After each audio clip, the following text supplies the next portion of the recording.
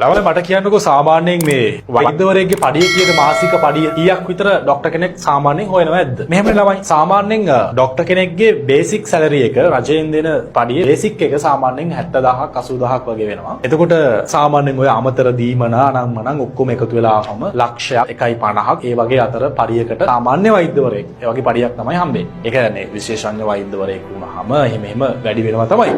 මම මේ සාමාන්‍ය වෛද්‍යවරයෙක් ගැන කතා කරන්නේ.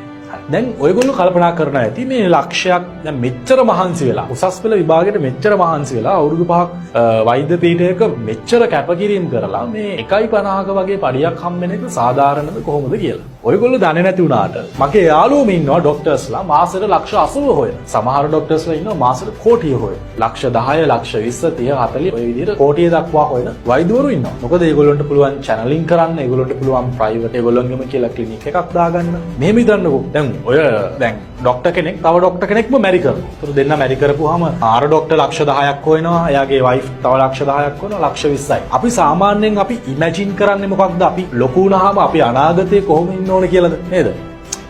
ලක්ෂරි ගයක් ස්විමින් පූල් එකක් තියෙන නේද? සිනමා බලන්න පුළුවන් රූම් එකක් තියෙන, හොඳ සෝෆා සෙට් එකක් තියෙන, හොඳ view එකක් තියෙන. හොඳ ලක්ෂරි ගයක් නේ හැමෝම හිනවම. තව හොඳ වාහනයක්. හොඳ වාහන කියන්නේ මොනවද? BMW එකක්, Benz එකක්, ඔය වගේ වාහනයක් ගන්නනේ හිනවම. එතකොට ඔය හීන හැබෑ කරගන්න නම් අර රජයෙන් දෙන රුපියල් 80000 ඒ බේසික් සැලරි එකත් එක්ක හම්බෙන සැලරි එකෙන් නම් බෑ. දැන් මම කතා කරන්නේ මේ ඔය හීන තියෙන උසස් පෙළ විභාගය කරන්න ඉන්න දරුවන්ට තමයි අද මම මේ කතා කරන්නේ. උසස් පෙළ විභාගේ තාමත් කරලා නැති ළමයින්ට තමයි මම මේ කතා කරන්නේ. ඔයගොල්ලෝ දන්නවද? ඔය උසස් පෙළ විභාගය කියලා කියන්නේ හරියට දෙවියෝ ඔයගොල්ලොන්ට දුන්න වරමක්. ඔය වරම ඔයගොල්ලොන්ට හම්බෙන්නේ. ඔයගොල්ලෝ උසස් පෙළ හොඳට සමත් වෙලා එක්ක වෛද්‍ය පීඨයකට එක්ක ඉංජිනේරු පීඨයකට නේද? එක්ක නීති පීඨයට ඔය මොකක් හරි ඔයගොල්ලොන්ට ගන්න පුළුවන්. ඔයගොල්ලෝ කරන ස්ට්‍රීම් එකත් එක්ක ඒක ගන්න පුළුවන් උපරිම තැනට ගියොත් විතරයි. ඔයාට වෛද්‍යවරයෙක් වුණොත් කවදා හරි ඔයාට පුළුවන් නේද? ඔයා කොච්චර දේවල් හම්බ වෙනවද? ඔයාට ලොකු සමාජ තත්වයක් හම්බ වෙනවා. ඔයා ડોක්ටර් කෙනෙක් කියලා ඔයා හැමෝම ඔයාව පිළිගන්නවා. ඔයාට සමාජයේ මිනිස්සු හැමෝම ඔයාට රෙස්පෙක්ට් කරන්න පටන් ගන්නවා. ඒතර ඔයාට සාමාන්‍යයෙන් ඔය රජයෙන් හම්බෙන ලක්ෂයකමාරට අමතරව ඔයාට ડોක්ටර් කෙනෙක් විදිහට චැනලින් සෙන්ටර් එකක චැනලින් කරලා ඔයාට ඊට අමතරව විශාල මුදලක් හොයාගන්න පුළුවන්. සාමාන්‍යයෙන් මම ඒකයි කලිනුත් කිව්වේ. සාමාන්‍යයෙන් කෝටිය දක්වා මාසික ආදායම තියෙන වෛද්‍යවරු ඉන්නවා. ඔයා ඉංජිනේර කෙනෙක් වුණත්, ඔයා ඉංජිනේර කෙනෙක් වුණාම ඔයාට සමාජයෙන් නිතින්ම හම්බ වෙනවා ඔයාට රෙස්පෙක්ට් එකක්, ගෞරවයක්. ඒ කියන්නේ එයා ඉංජිනේර කෙනෙක්. එයා හොඳට ඉගෙනගෙන තියෙන කෙනෙක්. එයා රජයේ විශ්වවිද්‍යාලයෙන් පාස් අවුට් වෙච්ච ඉංජිනේර කෙනෙක්. එතකොට මේ ගරුත්වයත් එක්ක ඔයගොල්ලෝගේ ආර්ථික මට්ටමත් එක්ක ඔයගොල්ලෝගේ ජීවිතේ ගොඩාක් දේවල් හම්බ වෙනවා. ඔයගොල්ලෝ හොඳට ඉගෙන ගන්න. හොඳට මතක තියාගන්න ළමයි. මම අහලා තියෙනවා, මම දැකලා තියෙනවා. සමහර මිනිස්සු ඇවිල්ලා කියනවා, "අපෝ මේ ඔච්චර උසස් පෙළට මහන්සි වෙන්න එපා. මේ අර ප්‍රයිවට් කැම්පස් එකේ අන්න අර ඩිග්‍රිය තියෙනවා. මේක ඇවිල්ලා කරනවානේ මේ උසස් පෙළ ඔච්චර මහන්සි වෙවි කරන්න එපා. අරක කරා නම් ගොඩ එකපාරින් ජොබ් එක ෂුවර්." ඔහොම කතා කියනවා මට ඕන තරම් ඇහිලා තියෙනවා. උසස් පෙළ කරන ළමයි ඔයගොල්ලෝ හොඳට අහගන්න. ඔයාලගේ අම්මලා තාත්තලාගෙන් අහලා බලන්න. ඔයගොල්ලෝගේ නෑදෑයන්ගෙන් අහලා බලන්න. යාළුවන්ගෙන් අහලා බලන්න.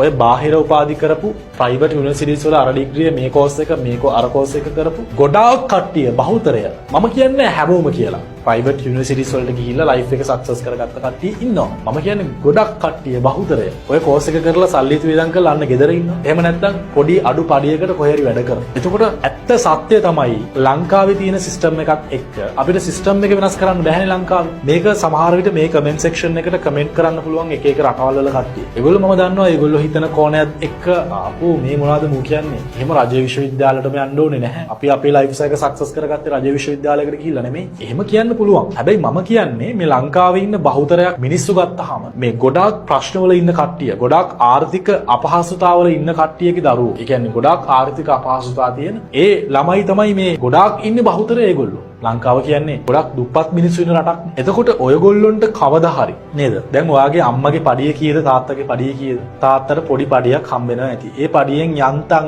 එදා වේල හම්බ කරලා ගෙදරට කෑම ටික ගෙනල්ලා ඇඳුම් ටිකක් අරගෙන යන්තම් ඔය ලෝන් අනම්මනම් ගෙවලා ලයිට් බිල් වතුර බිල් ගෙවුවට පස්සේ සමහර විට පොඩි ගාණක්වත් ඉතුරු වෙන්නේ නැතුව ඇති මාසේ අන්තිමේට. එතකොට මම මේ ළමයින්ට තමයි මේ විශේෂයෙන්ම කතා කරන්නේ. කවදා හරි දවසක ඔයාට පුළුවන් වුණොත් මාසෙට ලක්ෂ 10ක් හොයන්න. මම කියන්නේ මාසෙට ලක්ෂ 10ක් හොයනවා කියලා හිතන්න. ඒතර ඔයාට කොච්චර ලස්සනට ජීවත් වෙන්න පුළුවන් වෙයිද? ඔයාලා කැමති දේවල් කරලා කැමති විදිහට කැමති ගයක් හදලා නේද?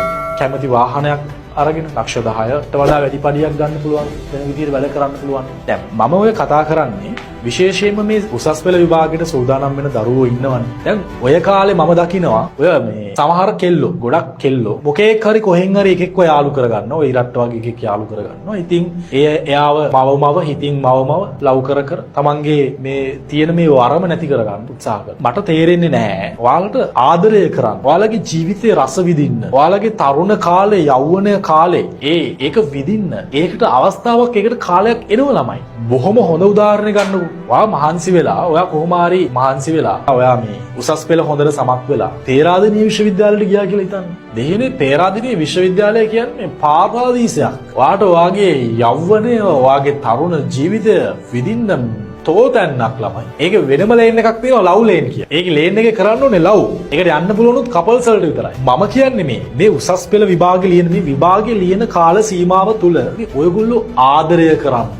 ඔයගොල්ලෝ මේ අනවශ්‍ය දේවල් කරන්න. සමහර ළමයි මත්ද්‍රව්‍ය වලට ඇබ්බැහි වෙනවා. සමහර කට්ටිය ලව් කරනවා. සමහරුන් ගස්තියාදුකාරයෝ වෙනවා. ඇයි එහෙම කරන්නේ? එහෙම කරන්නේ නැතුව ඔයගොල්ලෝ මේ කාලේ හොද්දට මහන්සි වෙලා හොද්දට වැඩ කරලා ඔයගොල්ලෝගේ උසස් පෙළ විභාගය, සාමාන්‍ය පෙළ විභාගය, උසස් පෙළ විභාගය හොඳට සමත් වෙලා රජයේ විශ්වවිද්‍යාලයකට ගියොත් ඔයාගේ ගමන නිශ්චිතයි. ඔයා වෛද්‍ය පීඨයකට ගියොත් ඔයා වෛද්‍යවරයෙක් වෙනවා ඒකාන්තයෙන් කියන එක නිශ්චිතයි. ඔයා ඉංජිනේරු පීඨයකට ගියොත් ඔයා ඉංජිනේරු රජයේ විශ්වවිද්‍යාලයක ඉංජිනේරු පීඨයට ගියොත් ඔයා කවදා හරි ඉංජිනේර කෙනෙක් වෙලා ඔයාට ජොබ් එක හම්බ වෙනවා කියන එක නිශ්චිතයි ළමයි. එතකොට ඔය බාහිර උපාධි, ප්‍රයිවට් යුනිවර්සිටිස්, අර කෝස්, මේ කෝස් ඔය හැම එකක්ම ඒවා හරි අවිනිශ්චිත ගමන් පුතේ. ඒවල යන්න පුළුවන්. ඒක හරි අවිනිශ්චිතයි. ඒක සක්සස් වෙයිද නැති වෙයිද කියන එක අවිනිශ්චිතයි. හැබැයි අතන නිශ්චිතයි. අන්න ඒකයි වෙනස. මම කියන්නේ ඔය බාහිර උපාධි, එතකොට ඔය ප්‍රයිවට් යුනිවර්සිටිස් ඒවා මේවා ඒ වගේ සක්සස් වෙච්ච මිනිස්සු ඕන තරම් ඉන්නවා. මම නැහැ කියන්නේ නෑ. ඒක වෙන්නේත් හරි ඒ කියන්නේ ඒක හරි අල්ප ප්‍රමාණයකට තමයි ඒක හරියන්නේ.